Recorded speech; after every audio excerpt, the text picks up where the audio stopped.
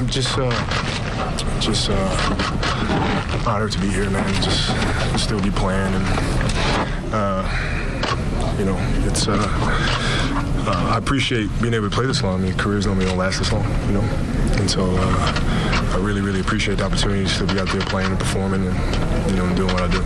You've always been able to score since being a rookie. Mentioned in '97, you scored 33 against Jordan in the Bulls. Is that what you're thinking about now, just the longevity to be able to last this long, 36 years old, 19 years, all of the hours that you put in off the court, all the people that have helped you along the way? Yeah, I mean, it's kind of like, it's been such an evolution, and now I appreciate the game even more, because it has a certain finality to it. It's like when moments like this come around, you're really overjoyed by it. At the same time, that the end is pretty near, which is fine too. Jordan released a statement congratulating you to the AP. I'm expecting at some point you'll hear from him. I know you talk a lot. What do you think that conversation is like? What does he say?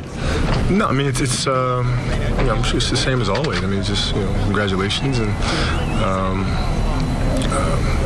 he knows how much I've learned from him and from the other legends, and him in particular. So I mean, a conversation with it always is. It's just fun and old stories and things like that. And I mentioned this walking off the court. Magic had the statement now calling you a top 5 player of all time, and is that part of this whole thing too for you? Because those are the legends that you learn from, and try to embrace that. That's the most important thing to me. I think is playing for that. Is playing for the respect of the greats and feeling like I'm a part of that culture, and a part of that brotherhood. What was that moment like for you when you finally did pass Jordan? You knew it was coming for a long time, but what was the emotion like? It was different. I mean, I'm so used to being the villain all the time on the road. It took a minute to kind of adjust, but I got to say, it really felt good to be appreciated like that. Was it more than you expected? Did it feel like it meant more to you than you anticipated? Yeah, it did. Like I said, I'm used to being the villain, man. So it's like, you have moments like that. It's like, when you're not expecting a hug and you get a hug and you're like, man, this actually feels pretty damn good. Did you know they were going to stop the game? Did you know any of that? No, I got a little warning before the game. During the game, I completely forgot about it. And I was kind of backpedaling a little bit, and then the game stopped, and I was like, oh, this is all right. It was just a class move by them. Were you hoping to get it on the turnaround from the right baseline? I was hoping to get a rhythm going, period. It was a little tough start for me. Legs really weren't into it. So I was just kind of looking to get something going. Turn around, no turn around, no matter. When you went to the free throw line, did you know that you were 2 away from passing it? Yeah, I can count. Well, did those free throws, did it feel any heavier just becoming the moment and everything, knowing that you got to... Man, a little bit. Yeah, a little bit. And you get up there and you're like, dude, the crowd's really waiting to see you score 9 points, so don't F this up. It's completely killed the moment, What's the process that's going into affecting fade away? Repetition. A lot of repetition, and it's I learned a lot of it from Michael in terms of technique and a lot from Akeem. It's same type of shot, but different footwork. So each situation calls for different things, but them two are the ones that I've really learned the most from in terms of that follow-up. Byron was saying before the game that you even brought in James Worthy this year. More stuff. What's come out of that? Positioning, more footwork, angles, spin move. I enjoy learning, man. It's just, it's fun.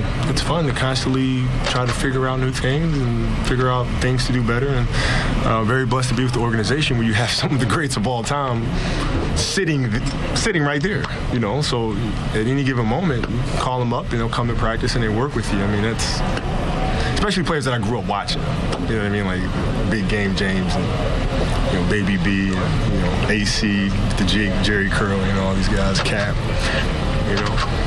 Kobe, did it mean anything extra, getting the record or passing Michael, but then also performing the way he did down the stretch, hitting some big shots to help the team win as well? Yeah, I mean, it felt good to kind of have my legs show up a little bit in the fourth quarter and make a shot at the end of the ball game. So, yeah, it did feel good to help us get over the line a little bit. You mentioned being a villain in the road. Most of the time that's how you are, right? You've sort of had to embrace being a villain recently, right? You've done it at practice the other day. Is that something you go to sometimes? Is that this persona that you have to be? Man, when it comes to basketball, man, that's just what I am naturally. That's what I am naturally. It's I think the competitive nature is something that frightens a lot of people when you peel back truly what's inside of a person to compete and be at that high level. It scares a lot of people that are comfortable just being average. And I think if you look at Michael's retirement speech, people really got a chance to see how he ticks. And it scared a lot of people, right? And but that's just the reality of it. You can't get to a supreme level without kind of channeling the dark side a little bit. When you're the villain, though, you may not get that Derek Jeter, Mariano Rivera victory lap of a retirement year, right? Yeah, I mean, look, we're like Derek and I are different people. Like, so he hides it a lot better. But I guarantee you, our competitive spirit is exactly the same. he just hides it better. Kobe, how do you or chooses to hide? I don't choose to hide. How do you define the art of scoring from as you grew up in the game, from the footwork, the actual shot technique release, working on it and adding to it over the years? How would you summarize how you've been able to do that and score that many points? Fundamentals. I think when I grew up watching Michael play, I think my generation saw the highlights and they saw a lot of the fancy stuff. What I saw was his footwork. I saw the spacing. I saw the timing. I saw the fundamentals of the game that enabled him to get to the rim and do that. And I think that's what scoring really is. You got to be fundamentally sound. Is that just work? Is that the only way to get that? I mean, you got talent, size, and all that, but is that? You got to pay attention to detail. And you got to love what you do too. I mean, I love what I do. So it doesn't feel like I've worked a day in my life. I just love the learning. I love the challenge of it all. Kobe, enhorabuena por esta marca. ¿Podrías describir qué sentiste en ese momento en el que se para? Big game James getting a shout out there.